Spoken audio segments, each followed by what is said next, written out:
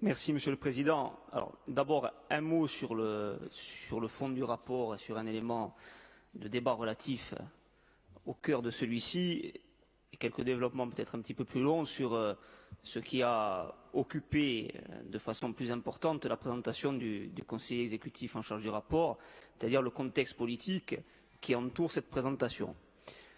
D'abord, un mot sur le fond du rapport. Moi, je ne suis pas d'accord sur le fait, ça peut se discuter, que l'AU aujourd'hui soit illégitime pour intervenir en tant qu'instance de conseil en phase amont. Parce qu'on oublie quand même une chose, de mon point de vue, c'est que dans cette affaire, l'agence de l'urbanisme et la collectivité, ou l'agence de l'urbanisme pour le compte de la collectivité, n'est pas une personne publique associée comme les autres, puisque l'agence de l'urbanisme pour le compte de la collectivité est l'instance qui est chargée du suivi d'une norme, le PADUC, qui, par un rapport de compatibilité, s'impose aux documents d'urbanisme inférieurs et donc est tout à fait fondée dès le départ et dès le début de la procédure de lancement d'un PLU, par exemple, à conseiller et accompagner la commune afin que le document soit en cohérence avec le texte qu'elle porte, le plan d'aménagement et développement durable de la Corse.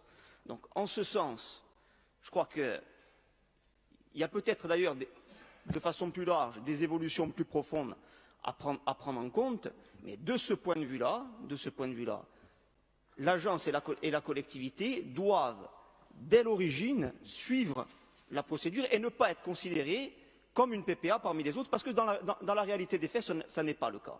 Ça n'est pas le cas. Et je crois que c'est une problématique qu'on a retrouvée ailleurs, y compris sur d'autres aspects du document, où on se retrouve dans une situation où la collectivité dit le droit, où l'État est en situation de l'appliquer, et où la collectivité est donc dessaisie durant toute cette phase de l'interprétation du texte qu'elle a produit. Et ça, je crois que ça pose un problème. Pour revenir sur le propos politique plus général, je crois qu'il y a une question de double respect, de respect de l'économie générale du texte d'un côté, qui est posée, et de respect des prérogatives de la collectivité de Corse et de son agence de l'autre. Le respect de l'économie générale du texte d'abord. On peut nous raconter ce qu'on veut, mais quand on lit parfois entre les lignes ou quand on lit les lignes tout court, on voit bien qu'aujourd'hui, ce qui est en jeu, notamment du côté de l'État, et c'est dit clairement, y compris il y a quelques heures, c'est la modification du PADUC, c'est la révision du PADUC au fond. Et c'est assumé comme position.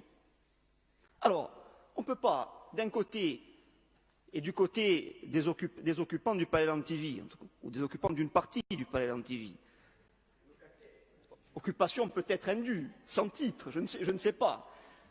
On ne peut pas d'un côté se poser en chevalier blanc afin de valoir une position de garant de l'état de droit et en même temps dire in fine l'objectif c'est de réviser le PADUC non pas dans une vision protectrice, dans une vision de sauvegarde, mais allez, disons-le clairement pour ouvrir les vannes.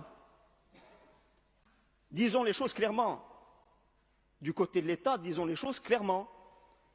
Et dans cette affaire, ceux qui sont de mauvaise foi, pour reprendre un terme qui a fait florès dans une récente réunion, ceux qui sont de mauvaise foi, ils ne se trouvent pas ici. Ils ne se trouvent pas ici.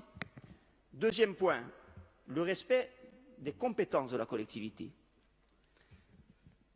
On fait face depuis un certain nombre de mois, c'est notre point de vue, il est partagé par beaucoup dans cet hémicycle, à une forme de déni de démocratie en face, de la part de Paris, qui se manifestait par le refus systématique de toute avancée politique.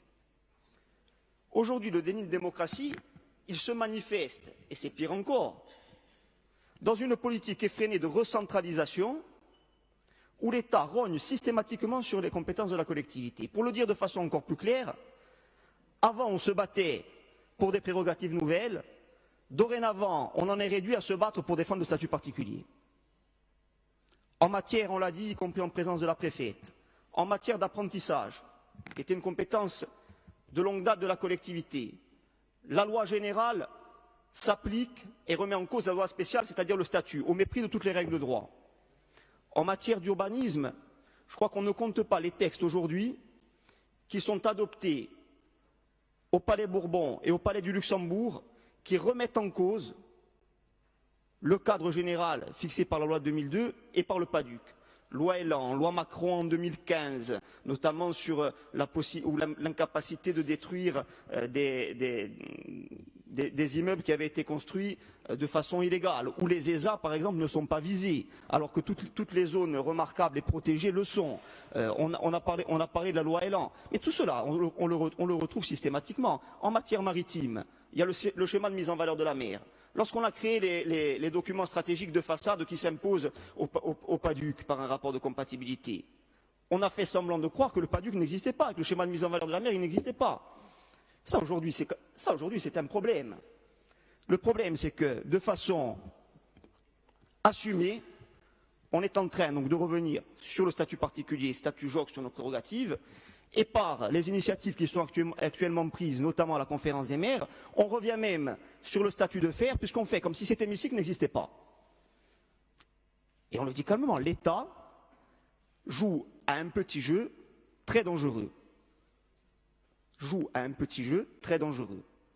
Et nous, cela, nous ne pouvons pas l'accepter, et nous n'accepterons pas que soient remis en cause les acquis politiques de décennies de lutte, et nous n'accepterons pas que soit remis en cause, de façon plus générale encore, le suffrage universel et la volonté des Corses.